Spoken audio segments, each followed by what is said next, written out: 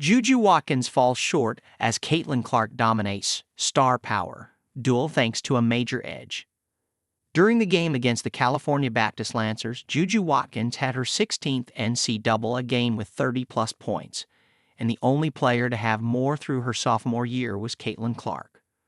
While Watkins' 40-point game was clearly a sign that the 19-year-old is moving towards being the next big thing in college, her comparisons to the W's reigning ROTY guy are only prominent. However, an analyst opines that Clark still had an edge in college. On Wednesday's episode of Jason Whitlock's podcast, he shared what helped Clark during her college and why she still is a bigger NCAA star than Watkins. Whitlock shares that the Des Moines-born previously wanted to commit to the UConn Huskies and Gino Auriemma, who either didn't offer her a scholarship or did it very late in the process.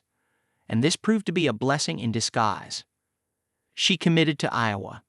She didn't go to UConn. She didn't go to Tennessee. She didn't go to South Carolina.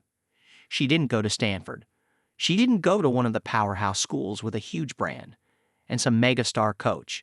She stayed at home in the state of Iowa, where she had this local hometown following and this narrative, oh, an Iowa girl is staying home and is going to play for Iowa. This is marvelous. That gave her a foundation of fan support, Whitlock added.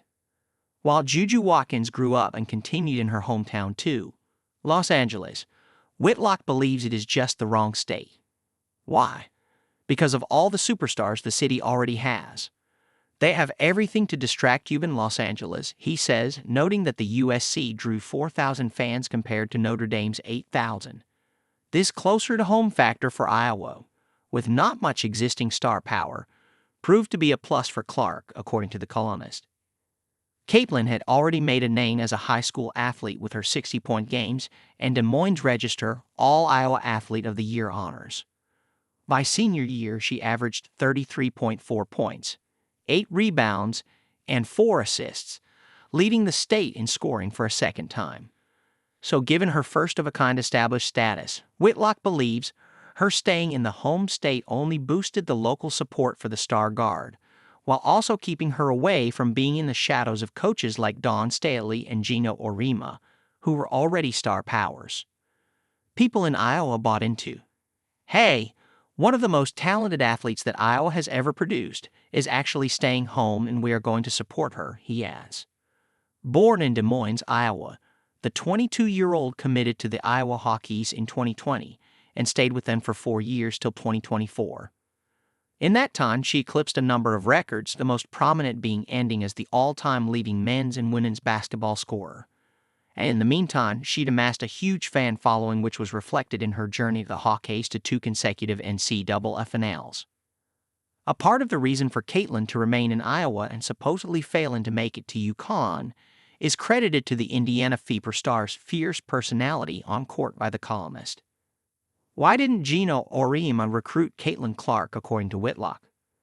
As her temper much visible right now, attested by her Iowa coach Jan Jensen and then the 5 technical fouls in her first year at ROTY, Clark was an aggressive player as a high schooler as well. Playing for Dowling Catholic School, in one game against the Holy Cross Crusaders, Clark made headlines for her antics. She constantly complained to her dad, who was in the crowd while also getting into the referee's face at halftime. This fierceness, Whitlock believes, wasn't an appealing feature for Gino Auriemma. I think it's my speculation he wasn't big on Caitlin Clark, because Caitlin Clark had no control of her emotions in high school and berated refs, and had bad body language with their team. And again, and this isn't me criticizing Caitlin Clark. This is me understanding Caitlin Clark, Whitlock concluded. In the article by Wright Thompson, Clark admitted that while the Huskies called one of her AAU coaches, they never talked to her or her family. She also revealed that it was her dream school. It was more I wanted them to recruit me to say I got recruited, Clark revealed. But that turned into a blessing in disguise as she amassed a huge following. And this, according to Whitlock, is the main distinguishing factor between her and Watkins.